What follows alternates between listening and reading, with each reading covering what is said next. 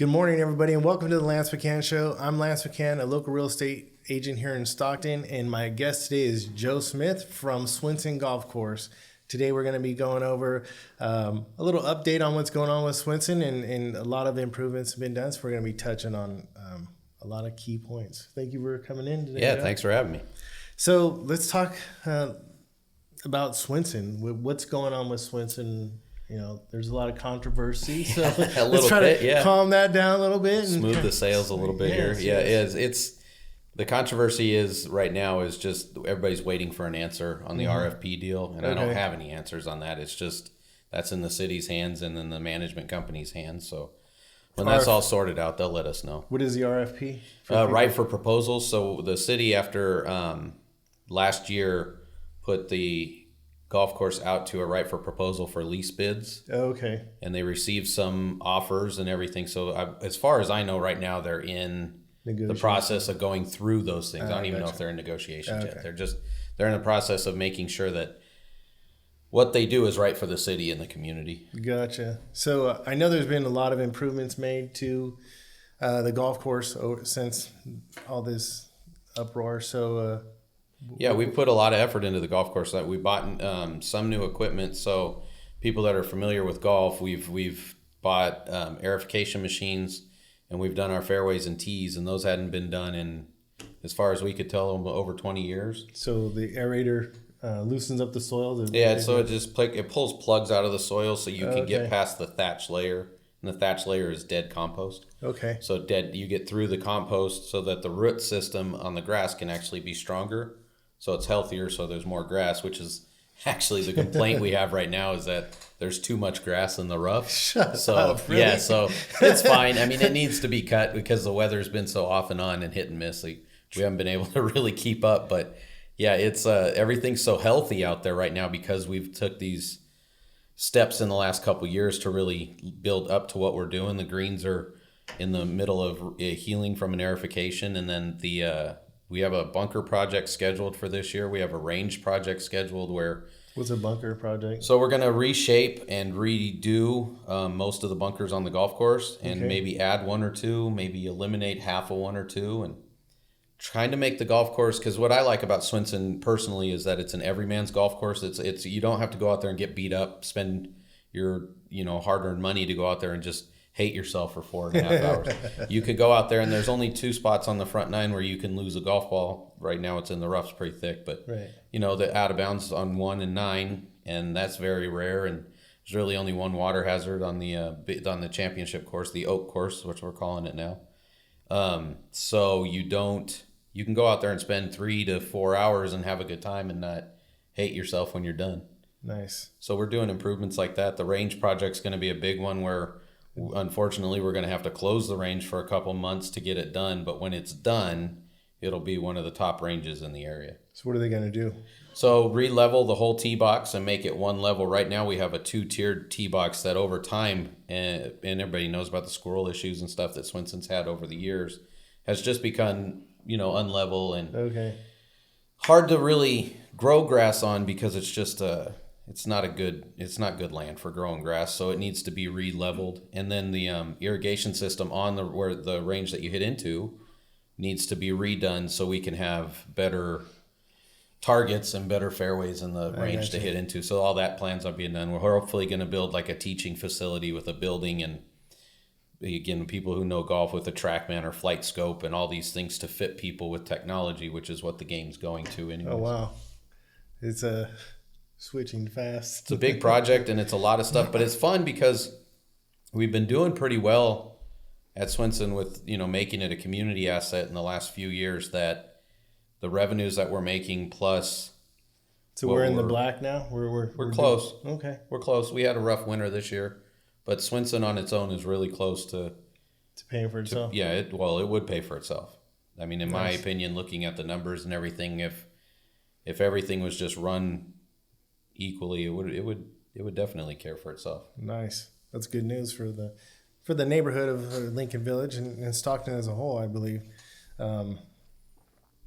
So you've also remodeled the restaurant there. It's now called the Fox Den. So Fox Den. when the It looks night and day. Oh, if it you is. haven't been there, you gotta check it out. that was a fun project, and it's been fun to be a part of, because I never thought as a golf pro I would be a part of the restaurant business, but you are. So it's, how do you make it the best? And really, after the whole controversy with, closing the golf course and possibly selling it to developers and everything that happened a couple years ago, me and Kyle, our general manager, and Robert, our restaurant manager, and Caesar, our superintendent, the 4 managers of the golf course, so to speak, we looked at it and said, okay, how do we make this a community asset, not just a golfer asset? Because there is so many golfers. But Swenson is a community asset. It's right in the middle of a great community here in town. It's right across the street from a great high school, a great middle school, all these different things that are there for us. Why are we not supporting them? It wasn't how do we get them to support us? We as a golf course didn't feel like we were supporting them. So we said, well, the first thing we have to do is... That's a very good insight. Yeah, I mean, it's... Because it had for a long time, it had always been like, hey, come support us. Yeah. We're your local golf course. But then when you change the way that thought process, it's kind of opened up a lot of things. It's been nice, man. I mean, like, I got to meet you and a lot of other people during this whole process, because we opened up and said, okay, what can we do for you that will help you do things for us? It's a two-way street. Right. We can't always just do everything for our own benefit. If we're not benefiting the community, then we don't deserve to be there, my opinion. I agree. So we started with the Fox Den renovations slowly but surely about 1.5 years ago. But once you got that going, that went fast. Oh, you yeah. Guys, You guys knocked that out. I was like, you're like, it'll be ready by Friday. I'm like, what? I'm glad I it walked feels in, I'm like, it's totally different. Like, where am I? Yeah, I'm glad it feels that way to you, because it feels like a really long process to us. Well, I mean, it's been fun, and then you change the menu and you update it. And yeah, let's dive into that menu, because I've been there a few times. The burgers and fries are amazing, but something I haven't tried and I gotta get it there is that prime rib dinner. I don't know if you haven't seen the photos on Facebook. Oh man! So yeah, we do breakfast through lunch, basically 8:00 in the morning till 6:00 at night every day, Monday through Sunday, and then on Friday and Saturday nights we have dinner service from 5 to 9, table service. Okay. Friday nights we do prime rib. It's a $20 prime rib dinner. It's an 8-ounce cut of prime rib with mashed potatoes, and we have 2 great chefs on staff with Miles and Robert, and they do it up. Like the last 2 weeks, we've sold out a prime rib by about 6:30, 7 o'clock. No way. Yeah. So It's been really good. But the other dishes on the menu, like I know Miles has done a seafood tortellini for dinner, which is possibly my favorite thing I've ever even eaten. And then we have ossobuco this week, which you don't really get anywhere else in town. What is that? Grilled salmon. It's a Italian dish. I mean, it's hard to explain. It's good though, and I know it's good. And then like a grilled salmon, and there's always a pork option. And I mean, to me, it's quality food at the food is really good there. Really generous price. Like I think I hate talking about myself, but I think we all did a really good job of going, okay, where's our niche? And we have, Midgley's down the street in Lincoln Center, great food, Prime Table, Market Tavern, all great food at a certain price point. And then on the other side of us, we have Lumberjacks and what used to be Lions and everything on the others. So we said, okay, we're right in the middle. Let's fit somewhere right in the middle. So let's give them the great food, but with the lumberjack prices type idea. So we're trying to do that. I think our burger is one of the top burgers in Stockton. Yeah. I get put in the top 5. I'd be interested to know what other people thought, but to me, man, I eat them a lot, and I'm there every day. And I tell you what, as a 20-year golf pro, you don't eat at your golf course as much as I eat at my golf course normally. So it's good. And then there's about 7 different options with the burger, and there's some wraps and salads for people who want healthier options. And if you want vegan options, you can always ask the chef. He'll make something for you. I mean, there's everything and anything you could want there. I'm sure you can't please everybody all the time, but there's always something for somebody. You could fit it in there. Oh, yeah, for sure. Yeah, for sure. It's fun. It's been a fun project. Yeah. I mean, and the whole decor, and coming with that, like improvements to that too, we're building a patio that's going to seat about 12 more tables outside of there soon. Nice. Hopefully this year. So that'll add to the whole thing too. And the ambiance has all changed. You know, we've done. It definitely has changed. It's like It's not the old school golf course cafe. It is definitely not. If you haven't seen it, you got to go. Just go have lunch, just one time, and you'll be sold. I guarantee that. So, as far as other improvements, there's a junior golf. Yeah, You guys. I've always been big on junior golf my whole career. We started a program about 2 years ago, and we had 4 golfers. We call them our Fab Four. Okay. And they're all still with us. 2 of them are my kids, so I don't know if they count. That doesn't count. We do have Michael and when you're forced to play, it doesn't count. Michael and Mason are still there too. But now we just started our 3rd season of PGA Junior League. Our first season we had 10 kids that played. Are you recruiting from Lincoln? It's just open to everybody. Okay. And then the second season we had 3 teams, so we had 36 kids. This year we're up to 74 kids right now. So we have 5 teams. We have our own league in-house, and it's a lot of fun. The kids get uniforms, and they play matches. And my big thing was there's a lot of great junior golf programs like the First Tee and some other things in town. But to me, they're all missing an opportunity to have the kids playing golf instead of just teaching them golf. Oh, okay. So we get them out playing and having a good time and learning how to get through 9 holes and how to do all the things they need to do to keep up and to sweet. So now we're creating lifetime golfers. Yeah, getting mad at yourself and breaking it over your knee. I've done that. So, but yeah, it's a great program. It's fun right now. I have great coaches. We have 4 PGA professionals that are coaching. So it's fun. It's a lot of fun. I actually took it years ago. I just started playing golf. I took a lesson. I forgot the gentleman's name. It was the coach at the time. And so I'm just trying to hit that ball as hard as I can. He's like, it's not muscle. It's all in the swing. And he slowed me down. I'm just like, oh my gosh, look at that paw. It just like takes off. You're just, it's the best feeling. Oh yeah. It's amazing how much we have 4 instructors at the golf course right now. And Jeff, our director of instruction, he created this whole speed program, but it's speed through movement. It's not speed through strength because there is 2 different ways to do it. Right. So you use ropes and you do kind of like a gym type thing, but it's not a workout. It's just to start making your muscles work in the right order at the right speed. And it's incredible. And we've seen people gain 15 to 20 miles per hour in a month or 2 months worth of work on their swing speed. And every 3 miles per hour is 10 yards.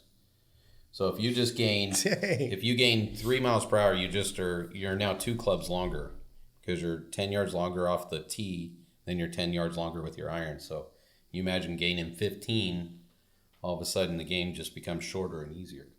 Wow, those are fun. That's a fun program. That's pretty cool. A lot of people could probably use that. Yeah, including myself. It's one of the and it doesn't only help your speed; it helps your technique, it helps your balance. It just like working out does, right? Mm-hmm.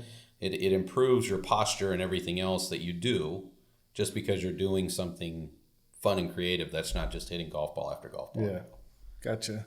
So you also have disc golf for people who don't want to, who want to be in another level of frustration. I've played 4 holes of that so far. So the year and a half ago, I met with John of the Windjammers Disc Golf. Well, 3 years ago, I met with him the first time. And then we met again a year and a half ago, and I said, I want to do it. How do we do this? How do we make it happen at the golf course?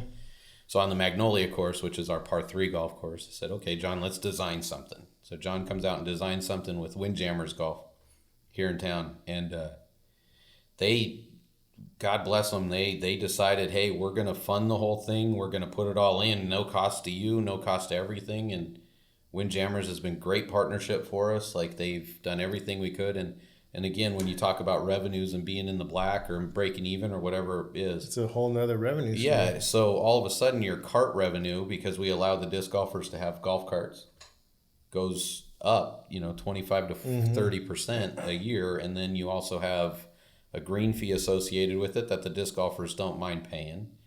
They eat and drink in the restaurant. They schedule tournaments. So we have all these cool things going on with disc golf. That, again, is a community asset. Right. Not so much. Is there another disc golf place around There's there? 2 in town. I guess they're in town, but it's Mickey Grove has one. Okay. And then Oakmore, right off of 8 Mile Road. They're both right off of 8 Mile Road. They both have one out there. Okay. And they do stuff out there, and the guys still play out there. We don't tell them, we're not the, hey, you're with us now like type people. They go out there still, and it's great. I mean, but that's been another one of those things that just, it made it a whole community deal. Now the whole city's into it. There's disc golfers everywhere, and the sport's growing like crazy. The technology and the frisbee, I'm like, oh my gosh, how much for that frisbee? Yeah. And then there's 4 numbers on it that tell you which way it's going to turn and which way it's going to dive. I didn't even know. It's crazy. I don't get into it. I let those guys deal with it. Technology is that group's fun too, because I mean, again, then we start doing outreach into the high schools and the junior highs where we take them. What the plan is to start leagues at their school, and they start using Swenson also for the schools. And the next step is to go to Lincoln and talk to them about starting something. We've already talked to them about, we have foot golf also, which is soccer golf. There's like a garbage can buried in the ground. You kick a soccer ball down the hole, and it's hard too. I don't like it either. I like straight up ball golf, but it's cool because it's fun and it gives people something to do.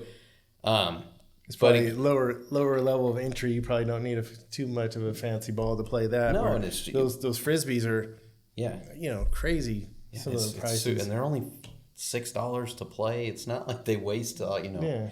And then, but we've worked with schools on that stuff too. Like Delta has UOP's soccer team had a tournament out there, so it's fun stuff, man. Cool. And then you also have a farmer's market, which I don't know a lot of people know about. Yeah, that was new last year, and it's a slow burn because unfortunately, because of the farmer's market schedules, we had to do it Wednesdays from 9 to 2. Okay. So that's a tough time. I mean, we understand that people work and people are out there, and we would love to have it on Saturday and Sunday, but right now the farmer's market schedule doesn't work for that. Okay. So they're booked basically. So because it's a company that schedules farmers markets, you don't schedule them yourself. We went to this company, and this lady brings in all the stuff, and then they pay you like a rental fee every month.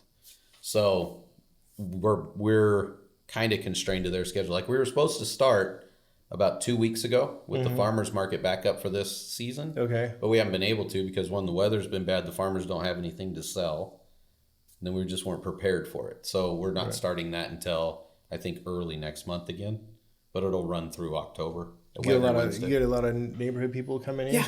You see a lot of people riding their bikes over or just walking over with some bags. We had pretty much anywhere from 7 vendors to 27 vendors last year set up in the parking lot, depending on the day. And I've been there a few times. The produce is, it's top notch. It is. Yeah. It's top notch. The kettle corn lady's incredible. Yeah, she's addicting. Yeah. And then there's Cars and Coffee. Yeah. That's a good group. It's another one of those community outreach things, right? So Scott and Sidra, who I met with just randomly in the cafe one day, and I love cars. I don't have one that I like to show, but I've always been a big fan of cars and car shows. And go ahead. The amount of work that goes into those cars and the pride of ownership, the meticulous polishing, that's what I like. People they're very much into it. I mean, it's a love, it's a passion. It's not just, oh, here's my car, look at it. This is my car. This is what I did to it. This is how many people like this. How many awards I've won. This is crazy. So Scott and Sidra, they were part of Mustangs of San Joaquin. I don't know what the group is called now because they've switched. They come out the second Sunday of every month with different groups. So we've had Dodges, we've had VWs, we've had everything. But everybody is welcome. If you have a nice car, just come and I've park. seen a guy, he had the only thing I could think of is call it a Survivor, because it was just the original paint. It's all rusty. It's a rust bucket, but it was so old. It was like in the 1950s. We don't care what you bring. It was beautiful, really, for what it was. We give free coffee to the people who bring cars, and then it's cool because it's just we have that land. We have 170 acres of a par 3 golf course that we can park these cars on. So they're all parked under these oak trees, and you have these Mustangs lining one of the cart paths, and you have these trucks. I mean, we had big trucks out there one day. It was really cool. And diesel, just there's a group here in town. I wish I remember their name, but you'll see them. They're big. The 4x4. Yeah, and they have the American flags coming off of them usually and stuff. Oh man, but it's fun. And then we park them all over the grass, and then it's just And again, thank for them because they did some fundraising stuff and they do a raffle that supports our junior golf program. Scott's a pretty good guy. Yeah, Scott's a really good man. Yeah. And they put all that together at their own, their own time. They donating their time to, it's called Cars and Coffee for a Cause. So people come in, they buy breakfast there, and that helps build the revenue for the Fox Den, and also gets people who would come out there in a normal for any other reason. At least say like, oh, this food's pretty good. Let's bring the family back out. Well, so this is our I think this is our 16th month, or May will be our 16th month of having this Cars and Coffee at the golf course. Mm-hmm. And in that 16 months, they've sponsored 13 kids to be in our junior program. Oh, wow. Because of the money they've raised. So that's huge. I mean, that's again, it's all positive for the golf course, very positive for the community. And then you got these kids out there who unfortunately wouldn't be able to do it. Right. Like, I need to get Scott on here and have him talk about that. Yeah, Scott's a good guy. Yeah, Scott's a really good guy. He would do it too. He's very passionate about it. I know they do the one with us at the golf course for the junior golf, and then they do one with the Moose Lodge for something else. Yeah, they've because I work with Delta Humane Society, so they've done one to sponsor, like the guys would bring dog food and blankets and treats, and so they did a lot for us. We have Delta Humane Society at our course Monday for a tournament. Doing a tournament. Yeah, raising money. Raising money. So do you guys offer lessons to? We do. We have 4 instructors on site. Me personally, I'm only teaching juniors and beginners and mostly women nowadays, just because my time is spent with so much business time. Yeah, you're running and marketing and whatnot throughout the day that it's really hard for me to get out there and teach as much as I would like to. My history, my background in golf is teaching. Like I ran my own schools in Modesto for a long time. Oh, wow. So I miss teaching, but I love that when I'm teaching now, I'm teaching people who are super into it and super excited about it, like kids and beginners. So how'd you get connected with Swenson? Well, one, I grew up playing Swenson. Okay. So I lived in Stockton my whole life, born and raised, went to St. Mary's High School in town, played golf for them, played golf a year at Delta, and then just kind of slowly got into the golf business after college. And I traveled north first to a golf course that's closed now when I first got in the business in 99, called Forest Lake. A lot of older golfers will remember Forest Lake. Fun little track, family-owned place. They're now a vineyard. Unfortunately, the crash kind of caught them. Right. And then I went to Modesto and worked for some lady down there and finished my PGA stuff and stayed in the business. But my passion was always teaching. I always enjoyed it. And there wasn't a whole lot of business side to be into there. So if you want the short story or long story of how I ended up at Swenson, I can be quick. Not to be a downer, but my aunt had passed away. My dad's sister had cancer and passed away. So I'm standing in my mom and dad's kitchen one day, and I had known Tom Nelson, the old GM at Swenson. Okay. And we're standing there. My dad goes, "Yeah, I would like a playing lesson. Let's go play golf." And just to get out of the house. Right. And my wife and my mom both said, "Well, we want to go too." And I said, "Well, I'll just call Tom and we'll go over and play the par 3 course at Swenson." And Tom comes out of the shop and offers me a job on the spot because he had somebody leaving. So I truly believe that everything happens for a reason. Man, if I don't, sign. Yeah. So we go and I go, well, let me think about it because I got a lot going on. My schools were doing really good in Modesto, and I really enjoyed the people in Modesto. But Stockton's always been my home. Right. So the opportunity to come home, and I first spent a lot of time at Van Buskirk down south before I came up to Swenson, and then I started doing both.